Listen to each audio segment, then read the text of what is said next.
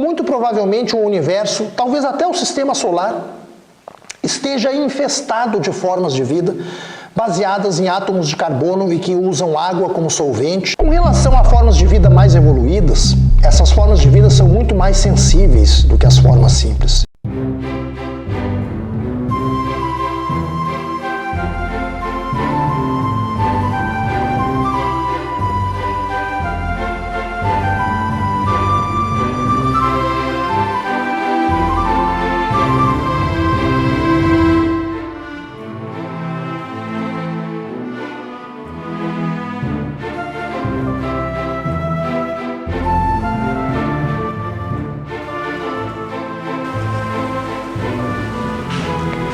Olá, bem-vindos à oficina de astronomia número 491.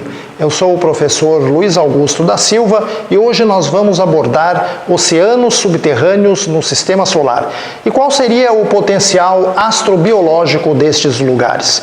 Mas antes vamos fazer um convite muito especial a você que acompanha as oficinas de astronomia.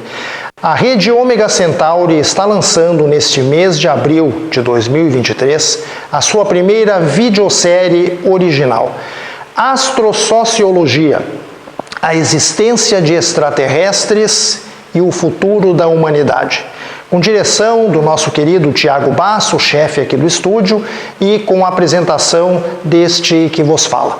Nós estamos lançando a série em um total de 12 episódios, com duração total de 4 horas e meia aproximadamente. Consulte o site redeomegacentauri.org para saber como ter acesso a mais este produto inédito que a rede Ômega Centauri está oferecendo a partir agora de abril. O que temos mais aqui, meu diretor? Livro Leve e Solto, tô certo ou tô errado? Canal de crítica literária no YouTube, né, a cargo de Tiago Basso, cada dia melhor do que o outro. Temos a vaquinha do nosso colega Rodrigo Visoni, lá do Rio de Janeiro, para o lançamento do seu próximo livro, Os Balões de Augusto Severo, vaquinha.com.br. E o número da conta 675869. 675869. Projeto que será provavelmente desenvolvido em parceria com a Universidade Federal do Rio Grande do Norte. Você já usou a chave Pix da rede Ômega Centauri? universoastronomia22@gmail.com. Através dele você pode fazer a sua contribuição para apoiar os nossos projetos educacionais. Não espere mais. Claro. Evidente. Olha, meus amigos, vamos falar sinceramente. Normalmente, quando se fala de anuário astronômico, você pensa em um livro repleto de tabelas de números, que a maioria das pessoas não entende absolutamente nada. Realmente esses são os anuários, digamos assim, no seu formato mais clássico.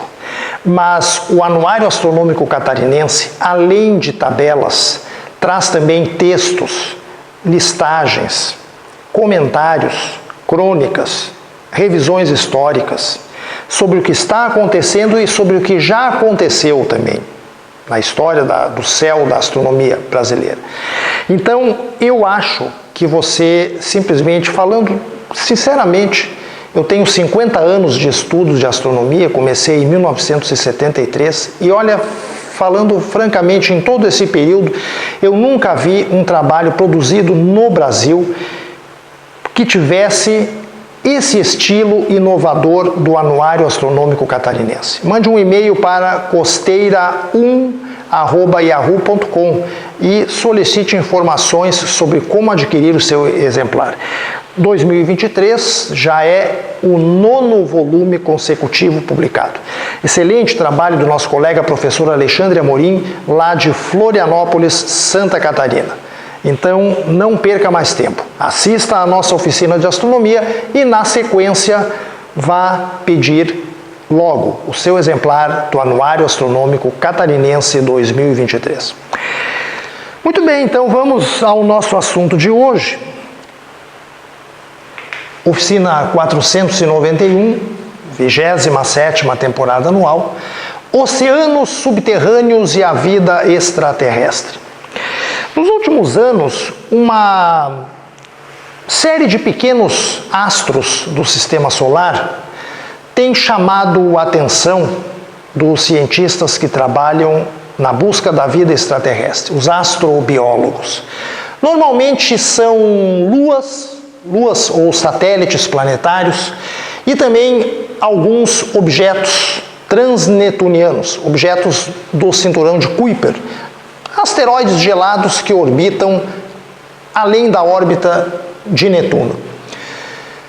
Grande parte desses objetos possui, ao que parece, água em estado líquido no seu interior. E, evidentemente, onde tem água, em princípio, existe algum potencial astrobiológico. Claro, não precisa só água, né?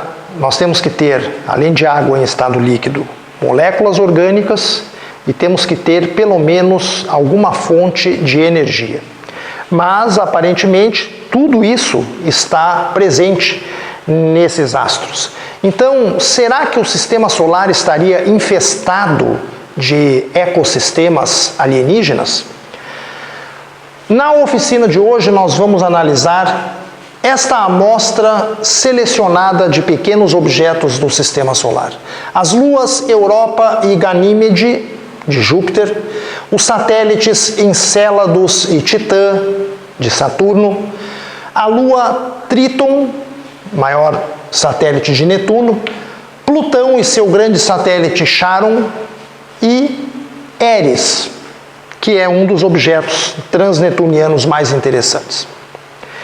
Começando por Europa. Europa é um dos chamados satélites galileanos de Júpiter, os 4 maiores satélites de Júpiter que foram visualizados pela primeira vez pelo astrônomo italiano Galileu Galilei, lá em 1609, 1610. Ela é um pouco menor que a Lua, tem cerca de 3.000 quilômetros de diâmetro, 3.122 para ser mais exato, e uma densidade média da ordem de 3 vezes a densidade da água. A sua estrutura interna provavelmente inclui um núcleo de ferro, um manto rochoso e um oceano subcrostal, ou seja, um oceano situado abaixo da crosta, composto por água salgada. Esse oceano provavelmente ele dista entre 15 e 25 quilômetros abaixo da superfície que é composta por uma crosta de gelo. E ele pode ter uma profundidade que oscila entre 60 e 150 quilômetros. Pasmem só, meus amigos e minhas amigas. A profundidade média dos oceanos terrestres é de 4 a 5 quilômetros. O ponto mais profundo dos oceanos terrestres, a fossa lá nas Marianas, tem em torno de 11.000, 12.000 metros. Os oceanos, o oceano global de Europa pode ter entre 60 e 150 quilômetros de profundidade. Aqui nós temos uma foto, uma imagem obtida por uma das sondas que investigaram de perto essa Lua. A superfície ela tem esse tom de marrom que provavelmente nos diz da presença de substâncias ou moléculas orgânicas que podem inclusive ter extravasado do interior da Lua para a sua superfície através desses sistemas de fraturas, de falhas, de rachaduras que existe nessa crosta gelada que praticamente envelopa a Lua Europa. Aqui tem uma visão mais de perto. Essa cor amarronada, ela provavelmente está associada com substâncias orgânicas. E isso é muito alentador do ponto de vista astrobiológico. Aqui nós temos um esquema de como pode ser a estrutura interna de Europa, onde nós temos um núcleo metálico, provavelmente dominado por ferro, uma camada rochosa interior, um manto rochoso, portanto de natureza não metálica, e a superfície formada basicamente por uma camada de água, e aqui ela aparece ampliada do lado. Superficialmente nós temos uma cobertura de gelo, e abaixo dessa cobertura a água provavelmente está em estado líquido e nós temos esse oceano entre 60 e 150 quilômetros de profundidade, acima do manto rochoso. Tá? O fundo desse oceano coincidiria com a superfície do manto rochoso em Europa. No satélite Ganímede, outra das luas galileanas de Júpiter, aliás, Ganímedes é o maior satélite do sistema solar, em termos de diâmetro, de volume e inclusive de massa. Ele é maior que o planeta Mercúrio, meus amigos. Mercúrio tem 4.879 quilômetros de diâmetro, o planeta mais próximo do Sol, mas Ganímede tem 5.268 quilômetros de diâmetro. Então, é um mundo maior do que Mercúrio, com densidade da ordem de 2 vezes o valor da densidade da água, em torno de 2 gramas por centímetro cúbico.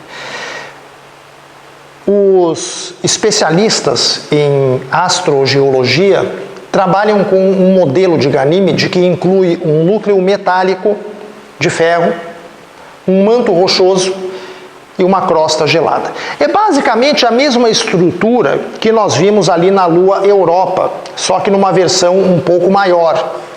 E tem algumas diferenças importantes. Aqui nós temos uma imagem da superfície de Ganímede e nós vemos esses pontos brancos aqui, que são crateras de impacto meteorítico recentes.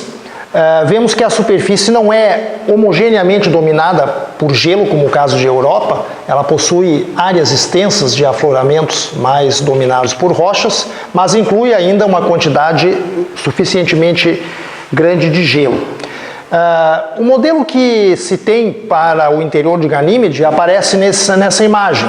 O núcleo metálico, provavelmente dominado à base de ferro, um manto rochoso de natureza não metálica, é como se fosse a estrutura interna de uma fruta, né? Nós temos o caroço, a polpa e a casca.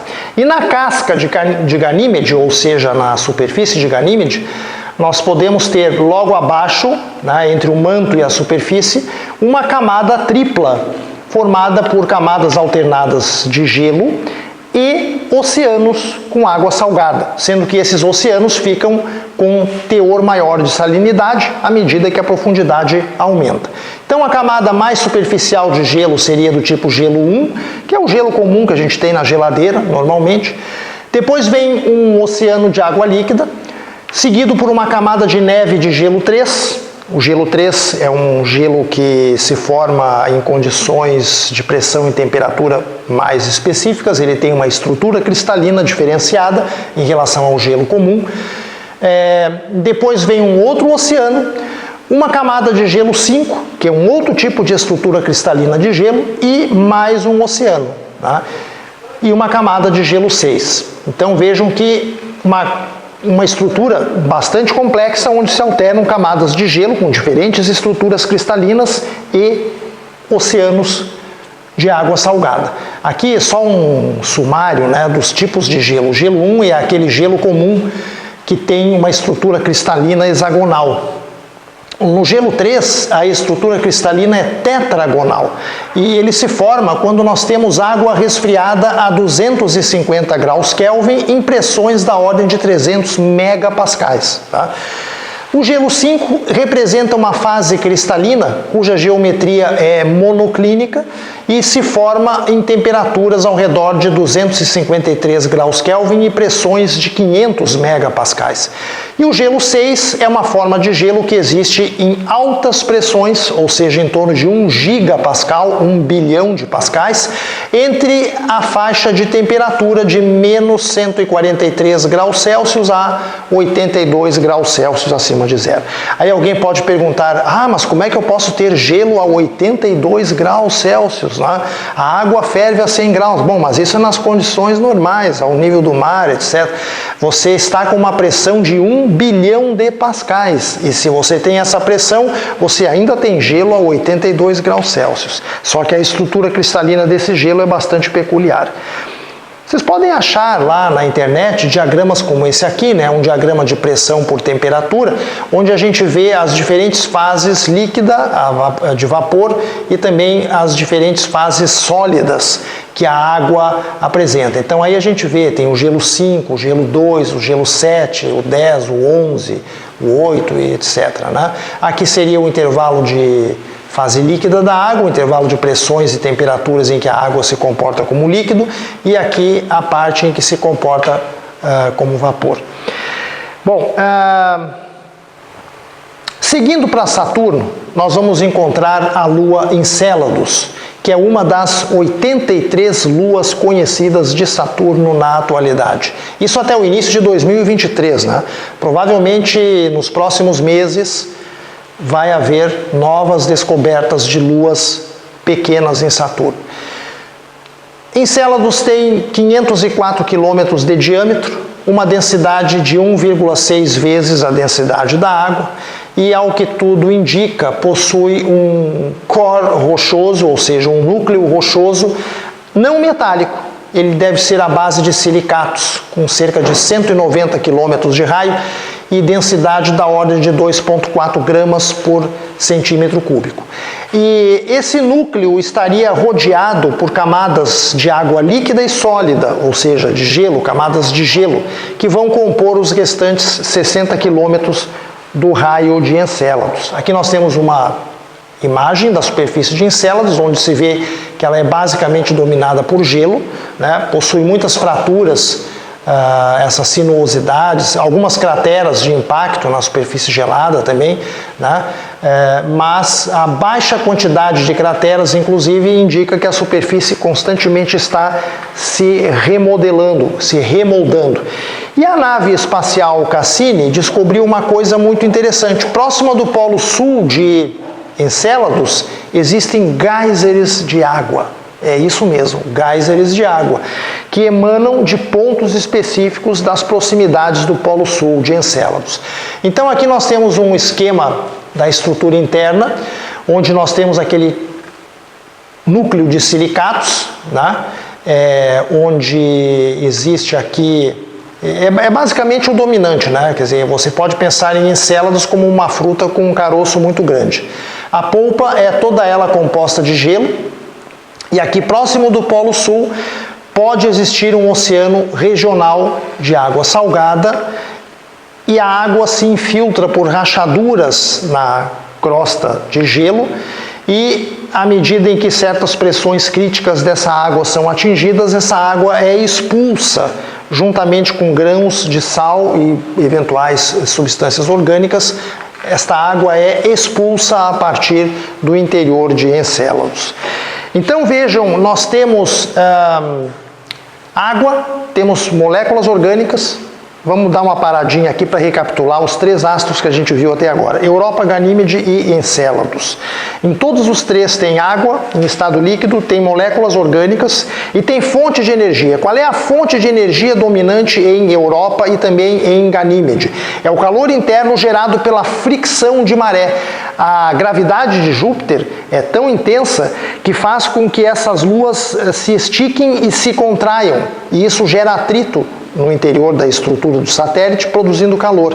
Então é o que se chama fricção de maré. Essa seria a fonte de energia para os oceanos de Europa e Ganímedes. Tá?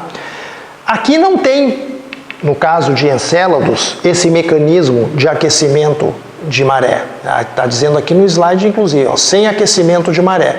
Mas nós temos água em estado líquido e temos, eventualmente, substâncias orgânicas. Tá? Aqui tem um detalhe da crosta, né? Onde a gente vê aqui as fissuras por onde os geysers de água saem para o espaço, os geysers. Aqui nós temos o oceano salgado, que fica imediatamente acima desse core rochoso poroso e que certamente deve estar impregnado de água também, né? E a água desse oceano escapa por essas rachaduras na camada de gelo, Camada, inclusive, que é dinâmica. Vejam que tem convecção, né? O gelo mais quente sobe e depois resfria, perde calor para o espaço, resfria e afunda. Então é uma camada de gelo dúctil, ou seja, ela tem uma maleabilidade, né? Mas ela inclui rachaduras, e por essas rachaduras a água salgada desse oceano subterrâneo se infiltra e, eventualmente, atinge a superfície, sendo expulsa por erupções de geysers. Ela provavelmente se acumula em bolsões imediatamente abaixo da superfície e quando uma determinada pressão crítica é atingida, a água é expulsa diretamente para o espaço. Existe um trabalho recente publicado na revista Science, isto agora, se não me falha a memória, foi o ano passado, não está indicado a data aqui, né? Mas pelo volume vocês acham, o volume e o número da revista, né? Onde esses autores aqui, o Waite e os seus colaboradores, chamam a atenção para o fato de que naquele oceano regional subterrâneo de Encélados, provavelmente nós temos condições extremamente propícias para a formação, o aparecimento de formas de vida primitivas. Então, Encélados, juntamente com Europa e Ganímede, despontam como satélites extremamente interessantes do ponto de vista astrobiológico. Ainda em Saturno nós temos Titã, a sua maior lua, com 5.149 quilômetros de diâmetro. Na verdade, Titã é a segunda maior lua do Sistema Solar, fica atrás apenas de Ganímede e também consegue ser maior do que o planeta Mercúrio. Tá? Densidade da ordem de 1,9, praticamente 2 vezes a densidade da água. E o mais interessante é que Titã possui uma atmosfera gasosa com pressão 1,5 vezes maior do que a pressão atmosférica terrestre ao nível do mar. Lá no nível da superfície de Titã, nós temos 1,5 vezes o valor da pressão atmosférica que tem aqui na Terra ao nível do mar. Só que essa atmosfera é composta por nitrogênio e uma mistura complexa de hidrocarbonos, e também metano, amônia, etc. Bom, a estrutura interna de Titã, ela compreende um núcleo rochoso que está circundado por várias camadas de gelo e provavelmente também temos um extrato subsuperficial de água líquida que está misturada com amônia. Na superfície de Titã não pode ter água em estado líquido porque a temperatura ronda em torno de 180 graus Celsius negativos, né? Aqui uma visão de Titã, a sua atmosfera é bastante opaca, mas quando a gente penetra essa atmosfera opaca, a gente consegue enxergar a superfície e olhem que coisa interessante, essas manchas escuras são lagos de metano e de hidrocarbonos, que nessa temperatura de quase 200 graus abaixo de zero lá em Titã, encontram-se em estado líquido essas substâncias. Titã, puxa vida, Titã deve ser um mundo muito fedorento, né, meu diretor? Porque metano é uma coisa que fede pra caramba, né? E esses hidrocarbonos, em geral, etano e outros mais, em geral, são substâncias muito mal cheirosas. Mas elas estão lá em estado líquido, inclusive existe todo um ciclo hidrológico em Titã, onde o metano evapora, vai para a atmosfera, condensa, forma nuvens e chove metano, meu diretor. Chove metano na superfície de Titã. Quer dizer, é um análogo do ciclo da água aqui na Terra, né? Aqui a água evapora dos rios, lagos e oceanos, da superfície, etc. Vai para a atmosfera, condensa e volta sob a forma de chuva. Lá é o metano que faz esse papel da água num ciclo também que se poderia dizer hidrológico, entre aspas, né? Bem, aqui temos um diagrama da estrutura interna provável de Titã, um núcleo de silicatos misturados com água, silicatos hidratados, com cerca de 200 quilômetros, 2.000 quilômetros de raio, né? Uma camada de gelo 6 de alta pressão, um provável oceano global subsuperficial, água em estado líquido, e isto aqui é o que é interessante, né? E depois uma concha mais externa e a atmosfera e a superfície riquíssimas em moléculas orgânicas. Então Titã também é um local muito interessante. Não tem a fonte de energia da fricção de marés. E também, obviamente, não a fonte dominante do calor do Sol, porque está bastante afastado, né? Mais para longe ainda, do astro-rei, nós temos Netuno e sua maior lua chamada Tritão, ou Tríton.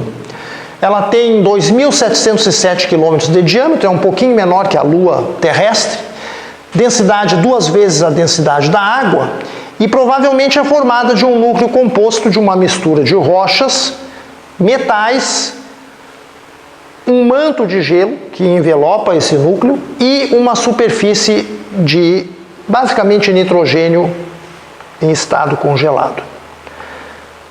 Aqui uma composição de imagens obtidas pela sonda Voyager 2 da NASA em 1989. Ao fundo o planeta Netuno com a sua grande mancha negra, que não existe mais hoje, e aqui em close a superfície de Titã. Essa tonalidade rósea é devida à precipitação de neves de nitrogênio na superfície. Tríton ou Tritão possui uma fina atmosfera de nitrogênio gasoso e na superfície o nitrogênio está congelado. Mas é uma superfície ativa, porque em determinados pontos entram em erupção géiseres, só que não géiseres de água, mas géiseres de nitrogênio. Aqui nós temos uma pluma, outra pluma, e aqui a direção, né? As plumas se orientam, as plumas dos géiseres se orientam na direção em que sopra o vento, lá nessa atmosfera de nitrogênio. Uma atmosfera extremamente fria, né? A temperatura aí em torno de 220, 230 graus Celsius negativos. Esse é mais ou menos o esquema dos modelos que se trabalha hoje em dia, a superfície e a atmosfera rala de Tríton. Nós temos provavelmente uma camada superior nessa atmosfera, que é ionizada pela radiação solar, apesar de ser uma radiação que chega lá muito fraco. É uma ionosfera, que nem tem na Terra, né? Mas o que chama a atenção dos especialistas é que, dada a fraqueza dessa radiação solar, a ionosfera de Tritão, ela é muito intensa. Esse é um problema ainda não solucionado na física da atmosfera de Tritão. A atmosfera é composta praticamente de nitrogênio. Esse nitrogênio também se precipita sobre a superfície, tá? Nós temos provavelmente um vulcanismo gelado ou criovulcanismo em atividade lá na superfície de Tríton. Esses géiseres são demonstração da presença dessa atividade vulcânica, né? E isso tudo sugere que a superfície de Tríton também é dinâmica, ela se remolda em escalas de tempo geológicas relativamente curtas. Abaixo da superfície, uma camada de gelo, ela provavelmente tem maleabilidade que permite a ocorrência de convecção nesse gelo. O gelo mais quente fica menos denso, sobe, perde calor, aumenta de densidade, afunda novamente, né? Então nós temos provavelmente células de convecção dentro dessa crosta de gelo em Tríton. E abaixo dessa crosta de gelo convectiva, provavelmente existe também um oceano de água em estado líquido, cujo embasamento é a parte mais externa do interior rochoso dessa lua. And now, my friends, Pluto. Opa! Não, é melhor continuar falando em português, né, meu diretor? Porque Pluto também é o cachorro, né, da Disney. Né? Plutão, em português, Plutão. Bom, Plutão é um planeta anão. Eu tenho, olha, sinceramente, eu tenho asco. Eu tenho repulsa por essa expressão que criaram o planeta anão. Mas tudo bem, isso é assunto para outro dia. Plutão é um planeta anão. Em 2006, Plutão foi excluído da ala dos planetas clássicos. Hoje ele é considerado um objeto transnetuniano, que habita lá o cinturão de Kuiper, protótipo de uma subclasse desses objetos que ficou conhecida como plutinos. Plutinos quer dizer os pequenos plutões, né? São objetos que apresentam a característica de ressonância gravitacional 2/3 com Netuno. O que quer dizer isso? Quer dizer que quando um plutino completa 2 voltas em torno do Sol, Netuno completou exatamente 3 voltas em torno do Sol. Então essa correspondência geométrica, digamos assim, né? Geométrica não, essa proporção de tempos, né? 2/3 é um exemplo do que se conhece em física gravitacional como ressonância ou ressonância gravitacional. Então todos os objetos do cinturão de Kuiper que apresentam esse tipo de comportamento são chamados planetas, são chamados plutinos, né? E formam uma subcategoria desses planetas anões. E Plutão é o chefe dos plutinos, digamos assim, tá? Bem, aqui uma imagem da superfície de Plutão, obtida pela sonda New Horizons em 2015, sonda que sobrevoou pela primeira vez o planeta, superfície dominada por gelo, mas com também regiões mais escuras, provavelmente envolvendo material orgânico, moléculas orgânicas e rochas. Aqui nós temos uma possível estrutura interna para Plutão. Plutão tem uma atmosfera temporária de nitrogênio. À medida que Plutão fica mais próximo do Sol, parte do nitrogênio na sua superfície sublima e forma uma rala capa atmosférica gasosa. Mas agora Plutão está se afastando do Sol e essa atmosfera nas próximas décadas praticamente deve desaparecer, com o congelamento de todo o seu conteúdo de volta na superfície. Então Plutão provavelmente tem um núcleo rochoso, acima desse núcleo um oceano, provável oceano de água em estado líquido, imprensado, né, entre esse núcleo e um manto gelado, que vai até quase a superfície. Tá? E depois essa atmosfera rala, né, temporária, que se forma quando Plutão está próximo do periélio. O período orbital de Plutão é 248 anos, né? E o último periélio foi atingido em, se não me engano, 1989. Tá? 1989. Bem, Charon é a maior lua de Plutão. Na verdade, seria melhor caracterizar Plutão como se fosse um planeta anão duplo, porque Charon é quase do tamanho de Plutão. 1.202 km de diâmetro. Tá? Bom, Plutão, olha só que coisa interessante, né? Plutão resistiu, né, meu diretor, o que deu, né? Até o último momento, Plutão quis ser um planeta. Plutão tem 5 satélites e mesmo assim Plutão não é considerado um planeta. Que coisa séria, né? Que coisa séria. Charon tem 12% da massa de Plutão e uma densidade de 1,7 gramas por centímetro cúbico. Ele é um pouquinho menos denso do que Plutão e isso nos sugere uma composição baseada em metade, 55% rochas e 45% gelo. Plutão parece ser mais rochoso do que gelado. Plutão deve ter em torno de 70% de conteúdo rochoso. Tá? Bem, mas Charon também tem vulcanismo frio, ou criovulcanismo, na sua superfície. E esse criovulcanismo provavelmente é causado pela existência de um oceano interno que, quando se congelou, fez com que, você sabe que quando a água congela, aumenta de volume, né? Então, quando esse oceano, por perda de calor ao longo de milhões e milhões de anos, se congelou internamente lá em Charon, ele expandiu a crosta e rachou a crosta superficial, tá? Provocando fissuras por onde a água pôde escapar, levando também alguns materiais do interior, né? Inclusive orgânicos, provavelmente.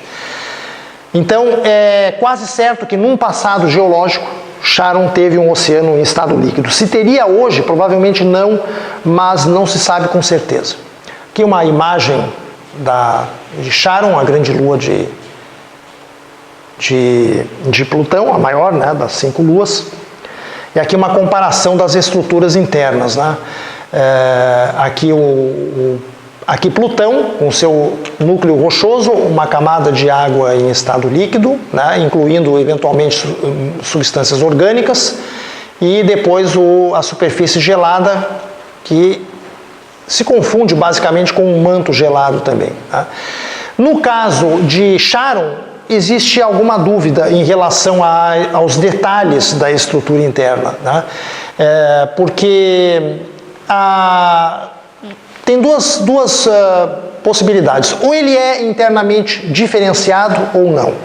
Se ele for uniformemente constituído internamente, eu não posso falar em núcleo, em manto, né, e coisas desse tipo. Mas se ele tiver uma diferenciação interna, e isso ainda não se sabe com certeza se tem, eu poderia falar no mínimo em um core, um manto e uma casca ou crosta, né, superficial. Mas o oceano interno está presente, ao menos no caso de Plutão. E pode ter existido no passado lá em Charon. Né? Bom, e para finalizar a nossa abordagem de hoje, nós vamos falar de Eris, ou ainda conhecido como 136.199 Eris, porque foi o corpo pequeno do sistema solar, né, o asteroide de número 136.199 descoberto. Tá? Bom, ele é um objeto transnetuniano, um TNO, ele é um plutino, ele tem aquela ressonância 2:3 com Netuno. Ele é membro do chamado disco espalhado do cinturão de Kuiper. Aliás, até já vou fazer aqui uma propaganda. Na oficina de astronomia número 500, ao que tudo indica, estamos fazendo os devidos acertos. A oficina 500, que está se aproximando, será ministrada pelo professor Patrick Sofia Likavika, que é brasileiro, mas atualmente radicado no Japão, e é pesquisador do cinturão de Kuiper. Trabalha com questões de física gravitacional, mecânica celeste, dinâmica orbital, de elementos de astros constituintes do cinturão de Kuiper. Ele vai explicar melhor para vocês oportunamente o que é o disco espalhado desse cinturão de Kuiper. Bom, o que chama atenção em Eris é que ele tem quase o mesmo tamanho de Plutão, são 2.326 quilômetros de diâmetro. Ele foi descoberto em 5 de janeiro de 2005, orbita a uma distância de 97 unidades astronômicas do Sol, e possui um período orbital de 558 anos. Este aqui foi o astro gota d'água, e talvez seja literalmente gota d'água também, porque parece que tem um oceano interno. Este foi o astro que foi o determinante para que os astrônomos excluíssem Plutão, vamos dizer assim, do clube dos planetas, em 2006, tá? Porque é um astro praticamente do mesmo tamanho de Plutão. Se Plutão é um planeta, então Eris teria que ser considerado também um planeta, né? Além disso, a definição de planeta atualmente envolve outras condições que Plutão não atende. Uma delas é o fato de que um planeta clássico, ele não pode cruzar a órbita de outro planeta. E aí Plutão já é reprovado, porque Plutão corta a órbita de Netuno, né? Então, não faz jus a essa definição. Eris possui uma lua com 700 km de diâmetro, dá a volta em torno dele em cerca de 16 dias. Essa lua chama-se Disnômia. E a estrutura interna de Eris provavelmente inclui um grande núcleo rochoso rodeado por um manto de gelo de água e mais uma crosta de nitrogênio congelado. Algo parecido com a estrutura da lua Tríton, lá de Netuno. Aliás, Tríton provavelmente é um TNO, um objeto transnetuniano que foi capturado gravitacionalmente por Netuno em algum instante no passado remoto da história do sistema solar. A densidade média de Eris é 2,5 vezes a densidade da água, e aqui Nós temos uma imagem, né, de Eris com a sua lua, a Disnômia, e aqui nós temos um modelo que ainda não está comprovado, mas pelo menos explica a densidade média de Eris, onde nós temos um núcleo mais rochoso do que metálico, mas provavelmente com uma mistura das duas coisas. Uma carapaça de gelo que encapsula esse núcleo, um provável oceano de água líquida e uma outra carapaça de gelo que vai então até a superfície. Aqui nós temos novamente um oceano com água. Provavelmente temos então água em estado líquido, temos moléculas orgânicas, mas falta uma fonte de energia. Tá? Agora, vamos dar um pulinho de volta aqui na Terra, para encerrar a oficina de hoje, e olhar mais de perto coisas parecidas que nós temos aqui debaixo da capa de gelo do continente antártico. São os chamados lagos subglaciais. Existem conhecidos cerca de 150 lagos debaixo da camada de gelo lá na Antártida. O maior deles é o Lago Vostok, que tem uma área de 15.690 km², e fica a cerca de 4 km sepultado abaixo da superfície. Tem também o Lago Willan, que é muito pesquisado, esse bem menor, com 60 km², ele fica apenas a 800 metros abaixo da superfície, e é muito raso, numa profundidade de apenas 2 metros. Os cientistas estão muito interessados em fazer perfurações e recolher amostras da água desses lagos subterrâneos. E eles fizeram isso com o Lago Willan. Está publicado na revista Nature em 2014, o Christner e os seus colaboradores. Eles furaram a crosta de gelo, recolheram 30 litros de água desse lago subterrâneo e, pasmem só, 130 mil células vivas por mililitro de água. Tá? Inclusive, foi possível a identificação de quase 4.000 espécies diferentes de novas bactérias. De novas e já conhecidas, né? Algumas novas e outras já catalogadas anteriormente. Então, isso é uma demonstração cabal de que esses lagos, que não são oceanos subterrâneos, né? Mas que esses lagos têm um grande potencial biológico. E a pergunta que fica no ar é: e esses oceanos nessas luas do sistema solar? Será que abrigam formas de vida? Será que tem ecossistemas autossuficientes? Provavelmente nos próximos anos a gente vai saber as respostas a essas questões. Aqui um mapa da localização do Lago Vostok e aqui um corte, né? Ele está um pouco mais de 4.000 metros de profundidade. Deve ter água em estado líquido lá, com certeza, e também no fundo uma camada acumulada de sedimentos, né? E os cientistas também querem pesquisar o conteúdo conteúdo biológico dessa formação.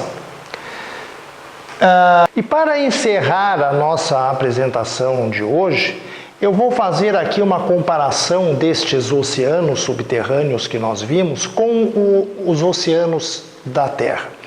Na Terra, a profundidade média dos oceanos é 4 quilômetros e o volume total de água contido nos oceanos terrestres é da ordem de 1 bilhão de quilômetros cúbicos de água. Agora vejam, em Europa, Lua de Júpiter, a profundidade média pode ser ao redor de 90 quilômetros e nós temos lá mais do que o dobro da quantidade de água existente em todos os oceanos terrestres. Em Ganímede, a profundidade total pode chegar a 800 quilômetros, mas o conteúdo de água provavelmente é comparável ao conteúdo de água dos oceanos terrestres. Em Encélados, o oceano não é global, mas a profundidade média pode chegar à casa dos 10 quilômetros, mas o volume de água provavelmente é pequeno. Em Titã, vejam só, o oceano pode ter até 230 quilômetros de profundidade e, pasmem, conter quase 15 vezes o conteúdo de água de todos os oceanos terrestres. Em Tríton, lua de Netuno, a profundidade média é de 160 km e ele provavelmente contém quase 2,5 vezes o conteúdo dos oceanos terrestres. Em Plutão, profundidade média de 150 km, 1,5 vezes o conteúdo de água dos nossos oceanos aqui na Terra. E em Eris, 200 km de profundidade média, com mais de 2,5 vezes o conteúdo ou a quantidade de água de todos os oceanos terrestres. Noé podia ter importado água de Europa, né, meu diretor, para fazer o seu dilúvio, né, que nós já vimos lá nas oficinas número 445 e 448, que aquele dilúvio que diz lá não pode ter existido, porque não havia água suficiente na Terra, entre outros problemas, né? Podia ter importado água de Europa, né? Ou então de Titã, mas Titã é mais longe, daí ia sair mais caro, né? Não ia ser interessante. Bem, amigos, brincadeiras à parte, esta foi a oficina de astronomia número 491. Voltaremos na próxima oficina de astronomia. Até lá! Agora vamos ver se efetivamente...